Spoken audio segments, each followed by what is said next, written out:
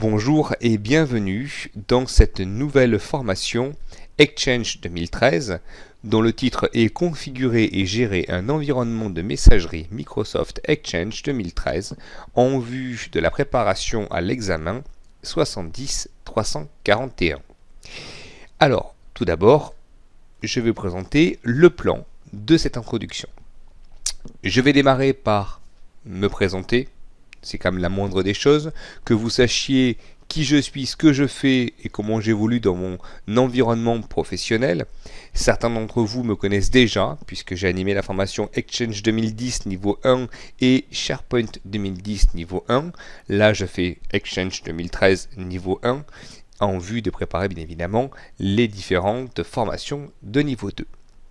Je vais ensuite vous faire un bref résumé de ce qu'est Exchange 2013 pour ceux qui ne connaissent absolument pas Exchange.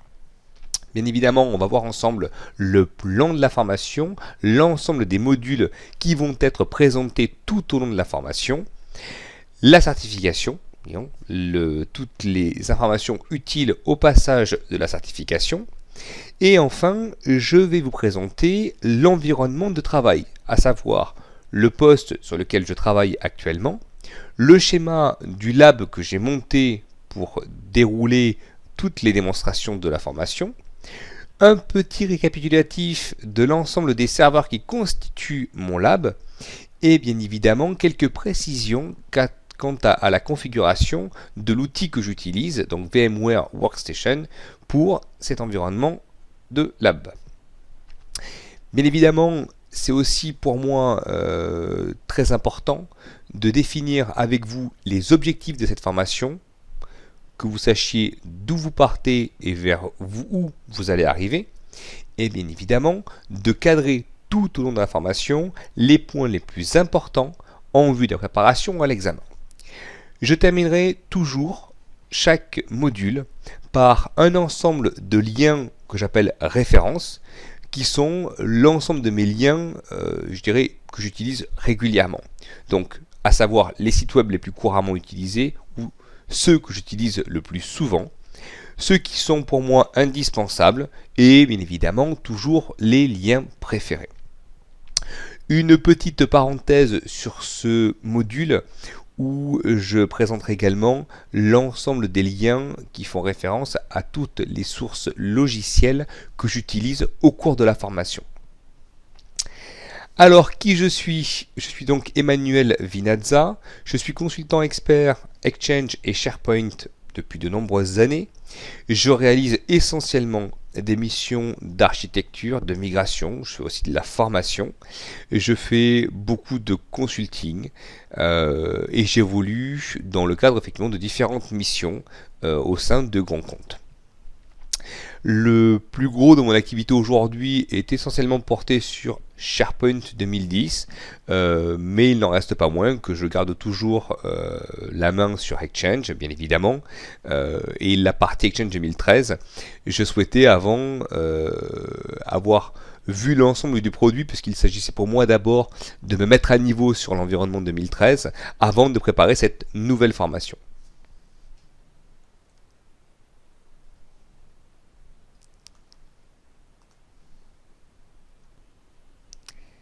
Alors, bien évidemment, je suis MCT, MCP, MCT, MCSE Messaging, et je vous cite pas toutes les certifications que j'ai pu passer, et j'en passe encore aujourd'hui, même si je dis toujours que pour moi, la certification n'est pas la preuve effectivement de vos compétences, il n'en reste pas moins que ça valide quand même un cursus.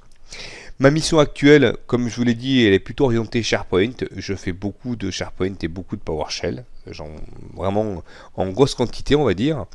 Et c'est pour ça d'ailleurs que je vais dérouler la plupart de la formation en ligne de commande. J'y reviendrai tout à l'heure dans les objectifs de la formation. Mes références, vous les avez sur Viadeo, mes certifications pareil, et mes références en tant qu'auteur, en tant qu'ex-auteur, on va dire maintenant, puisque je n'ai pas souhaité continuer l'écriture d'ouvrages sur Exchange chez Eni, pour une raison simple, c'est énormément de temps, et je ne pouvais plus consacrer autant de temps à l'écriture d'un livre. Pour ceux que ça tente, c'est une expérience toutefois très enrichissante.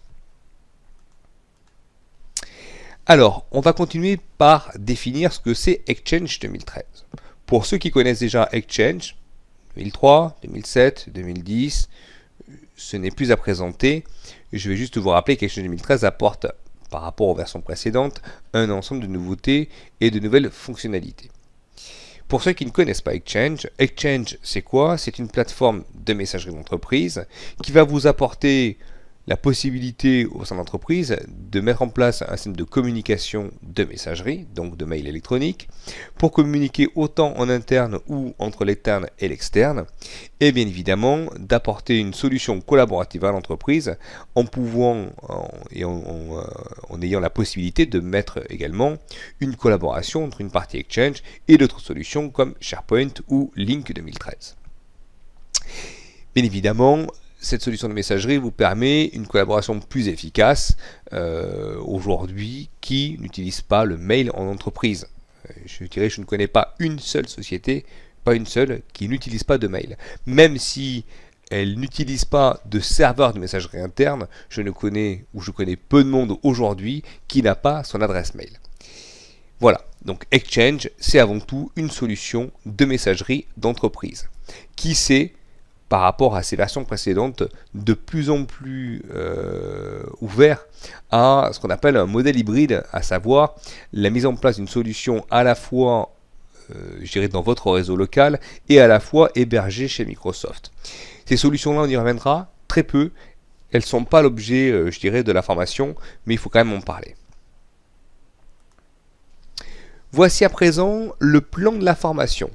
Cette formation va se dérouler en 11 modules. Exactement. Nous allons démarrer par, comme on l'a fait sur la formation Exchange 2010, l'installation de l'Active Directory.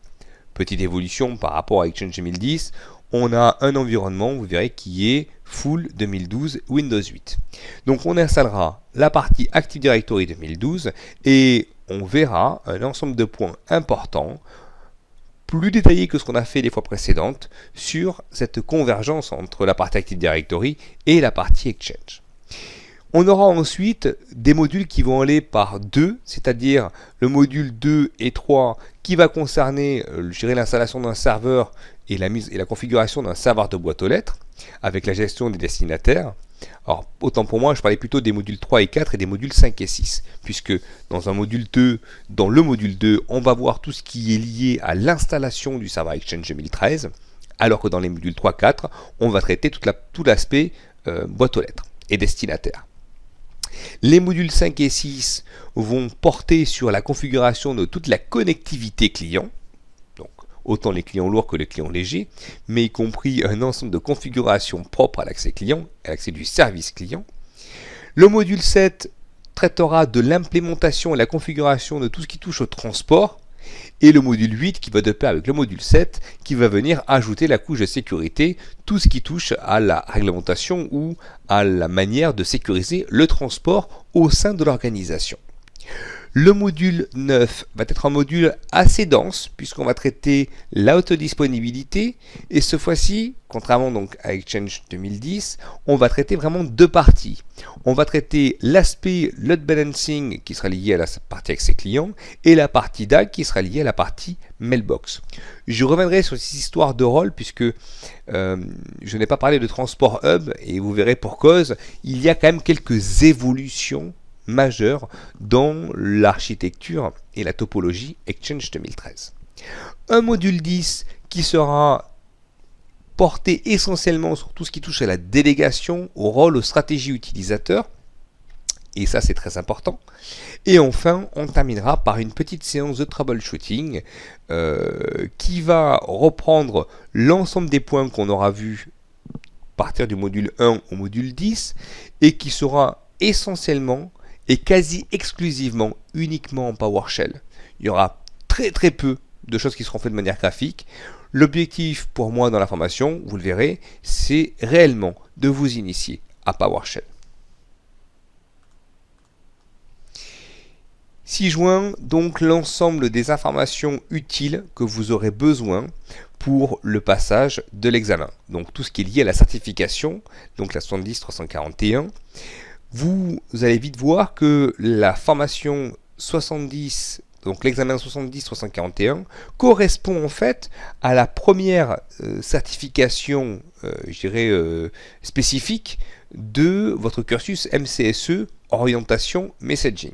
Je m'explique. Vous allez avoir le cursus MCSE qui englobe un certain niveau de certification avec des modules qui sont toujours les mêmes. Les 3 certifications de base, la 410, 411 et 412. Et vous aurez ensuite à chaque fois 2 spécialisations, messagerie, du collaboratif avec SharePoint, de la communication unifiée avec Lync, etc. Le 341 est le premier examen Exchange, vous permettant de poursuivre votre cursus MCSE en vue de devenir MCSE spécification messaging.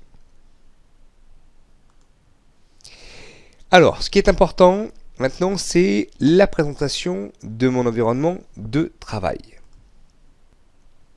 J'ai donc un poste de travail, c'est celui qui est identique aux formations Exchange 2010 et SharePoint 2010, à la seule petite différence, c'est que j'ai changé le disque dur.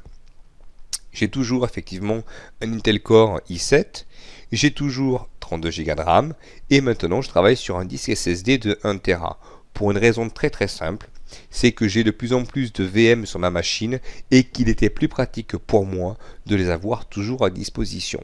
Donc j'ai acheté un disque SSD de 1 Tera dans lequel j'ai l'ensemble de mes VM. Je travaille désormais par contre sur Windows 8.1 Pro et je ne travaille plus avec Hyper-V mais avec VMware Workstation 10.01. Donc ça c'est mon environnement de travail. Bien évidemment, j'ai configuré l'ensemble de mes VM. J'ai 2 environnements Alform pour la formation. J'ai l'environnement de lab Alform qui est sur celui sur lequel je fais des manipulations.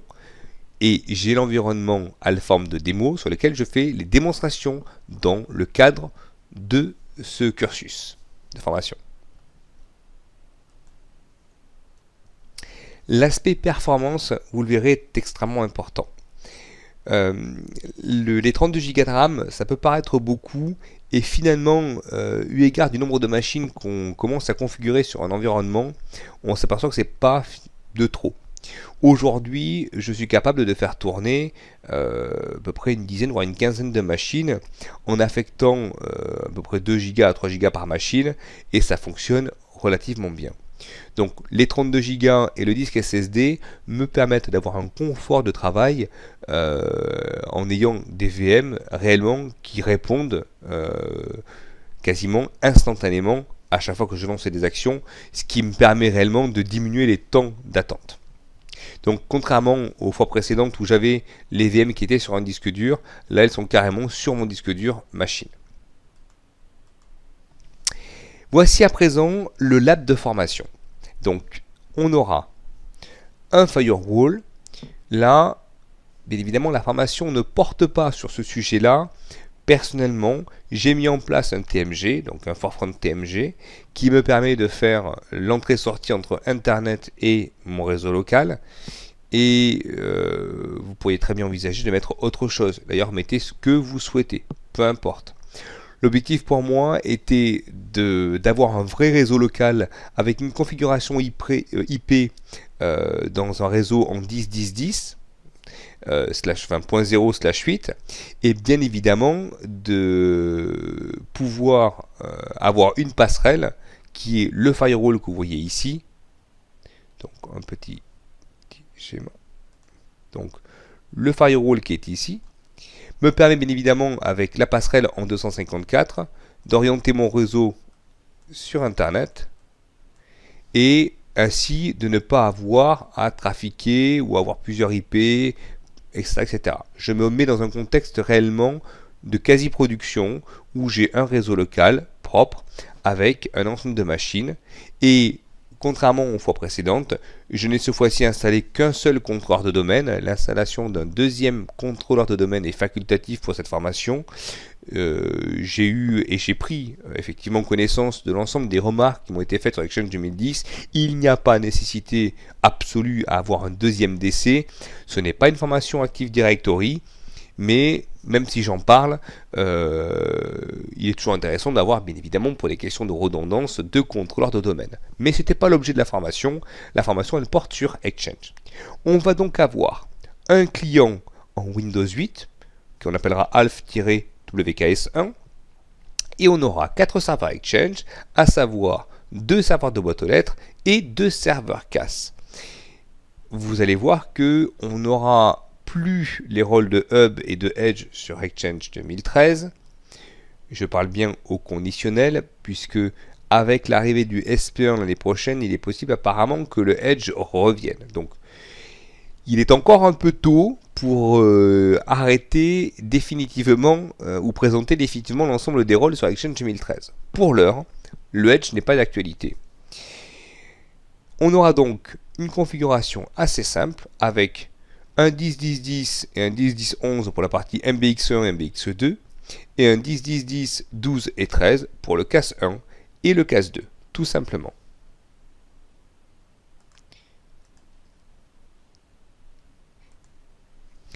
Voici la configuration des machines. Donc, j'ai mon serveur 1, le TMG, qui est ma passerelle, qui est en 10-10-254 et qui fonctionne côté WAN en DHCP.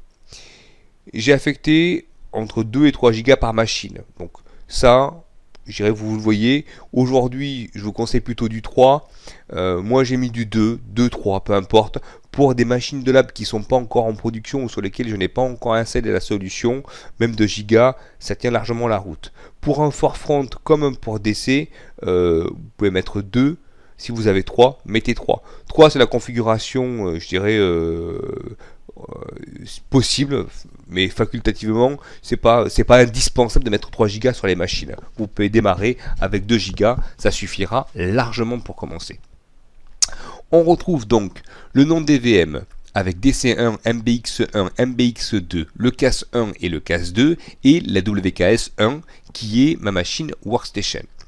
On aura donc le nom des serveurs d'un point de vue non DNS dans l'environnement du lab. On aura alf-dc1, alf-mbx1, alf-mbx2 et ainsi de suite pour CAS2, pour CAS1, CAS2 et WKS1. Les adresses IP sont en 10-10-10, 5 pour le serveur contrôleur de domaine qui sera aussi le serveur DNS et ensuite 10, 11, 12, 13 et 100 pour le poste client. Le disque dur mettait 40 Go par défaut et l'ensemble des machines hormis le TMG, puisque ça pour moi il ne fait pas partie de la formation, sont en 2012 Data Center FR et Windows 8 Enterprise FR pour la station de travail.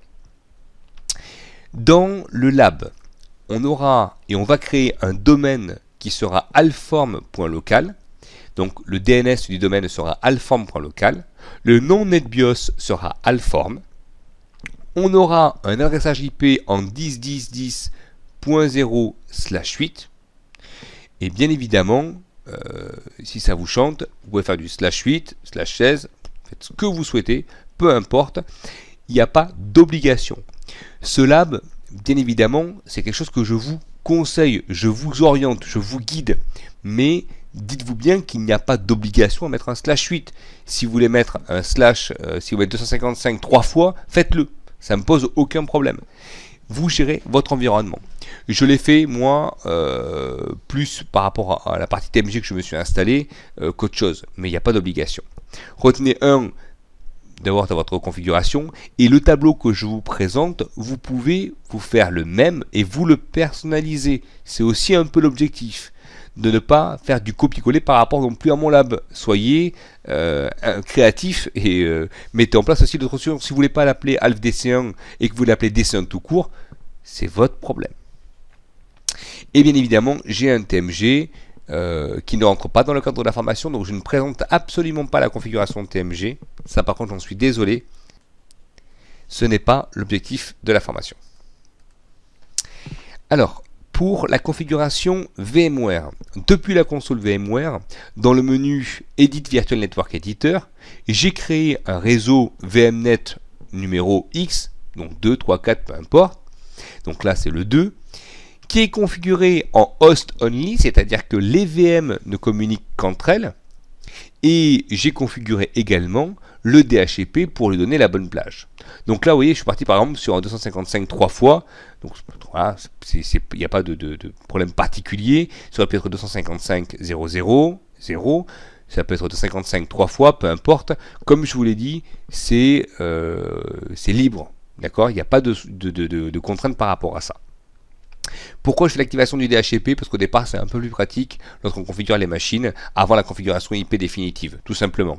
Mais l'ensemble des machines de votre lab seront configurées en IP fixe.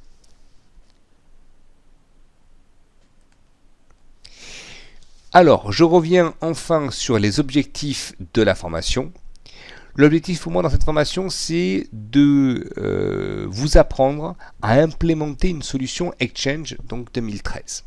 Quand je dis apprendre, c'est aussi que vous puissiez intégrer et assimiler l'ensemble des concepts que je vais présenter comme je l'ai fait sur Exchange 2010. J'ai eu effectivement la chance d'avoir été remercié sur la formation Exchange 2010. Si j'ai bien compris, mes explications étaient claires et j'espère faire la même performance sur Exchange 2013. En sachant que j'ai pris aussi un retour d'expérience par rapport à la première formation vidéo et donc il y a des choses sur lesquelles j'ai apporté des compléments d'information et j'ai segmenté un peu plus certains aspects théoriques et j'ai réorganisé un petit peu plus ma manière de faire les démonstrations. Donc, réellement, dans cette formation, il y a une partie implémentation de la solution et tout ce qui touchera à la configuration de cette dite solution, bien évidemment. Il s'agit pour moi de vous donner toutes les bases nécessaires à la mise en place de l'Exchange, de la solution Exchange. Donc, qu'est-ce qu'il faut avant? Quel socle j'ai besoin pour poser ma solution Exchange? Une fois que ma solution est posée, l'objectif pour moi, c'est de vous faire comprendre qu'est-ce que vous allez devoir configurer pour la rendre opérationnelle. Et bien évidemment, après la configuration, il y a toute la création et toute l'animation et la vie du Exchange lui-même. Ensuite, bien évidemment, c'est la mise en place des solutions de haute disponibilité. On y reviendra, c'est partie des points essentiels de la formation. La haute disponibilité d'un point de vue base, d'un point de vue contenu, comme d'un point de vue service, et d'un point de vue accès client. Et enfin, on verra comment exploiter cette solution, puisque quand je disais vous installer, vous configurer, c'est également l'exploiter pour aller créer derrière un ensemble d'objets, de stratégies et de ce qui constitue toute solution Exchange. Ne seront pas abordés, je ne vais pas faire un module spécifique PowerShell comme je l'avais fait. Je m'explique et je reviens sur ce que j'ai dit tout à l'heure. Tout à l'heure, je vous ai dit que la quasi-majorité des exemples et des démonstrations seront faites en PowerShell. L'objectif, pour moi, et l'objectif clair, c'est d'amorcer la partie PowerShell donc par la démonstration, par l'exemple. C'est-à-dire que au fur et à mesure des exercices, plutôt des démonstrations que je vais faire sur Exchange 2013, c'est d'en faire, dans la mesure du possible, le maximum en menu ligne de commande interactif. Et bien évidemment, l'objectif pour moi aussi, c'est au cours des démonstrations de faire des exemples de scripts, d'aller jusqu'à aller scripter des petites lignes de commande. C'est-à-dire que je vais vous donner deux approches. L'approche dite interactive, j'ouvre mon PowerShell, le PowerShell soit Windows dans lequel je charge mes modules Exchange, ou directement la console Exchange Shell directement, sur lequel je vais pouvoir manipuler et réaliser un certain nombre d'actions. Et en parallèle de ça, l'objectif pour moi, c'est aussi de vous montrer à construire vos scripts pour les faire de manière automatique. C'est-à-dire qu'en gros, je prends l'exemple, vous dites voilà, on va voir la manière de créer une boîte aux lettres. Très bien. Donc, qu'est-ce qu'on va faire? On va avoir une commande shell, pour vous donner un exemple, et on va créer une boîte aux lettres en PowerShell. Super. Là, vous allez dire, très bien, j'ai vu comment il faisait, je reproduis, très bien, ça fonctionne. Mais l'objectif, c'est d'aller un petit peu plus loin. C'est de vous dire, voilà, vous n'avez pas une boîte aux lettres, vous avez 10 boîtes aux lettres à créer. Donc l'objectif pour moi, c'est de vous emmener à créer vos fichiers de contenu, donc vos fichiers CSV par exemple, avec l'ensemble des utilisateurs et des alias, tout ce qui va avec, et de constituer un petit script pour aller un petit peu plus loin sur le lancement de scripts automatiques pour la création d'objets de manière industrielle, par exemple. Donc, je ne ferai pas, comme je l'ai dit, de module spécifique PowerShell. En revanche, je vais alimenter un maximum de l'information sur des exemples en PowerShell, des démonstrations en PowerShell. Bien évidemment, rassurez-vous, ça n'enlèvera pas le fait que je réaliserai aussi des démonstrations en menu graphique. Mais je vais faire un gros pendant ligne de commande.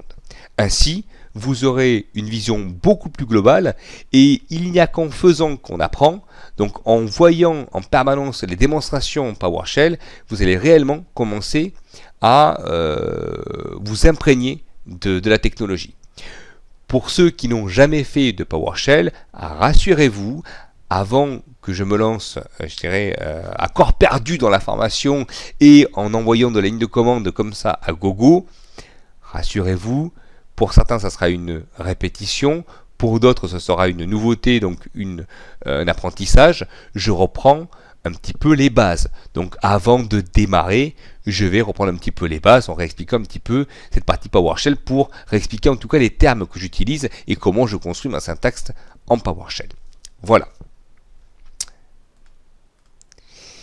Je vous ai laissé sur ce slide l'ensemble des sources à télécharger si vous en avez besoin, donc les sources Exchange, les sources Forefront pour ceux qui veulent installer une solution Forefront si vous n'avez pas autre chose, les sources Windows 2012 et les sources VMware Workstation, soit en version DC, soit pour ceux qui ont la chance d'avoir la version définitive.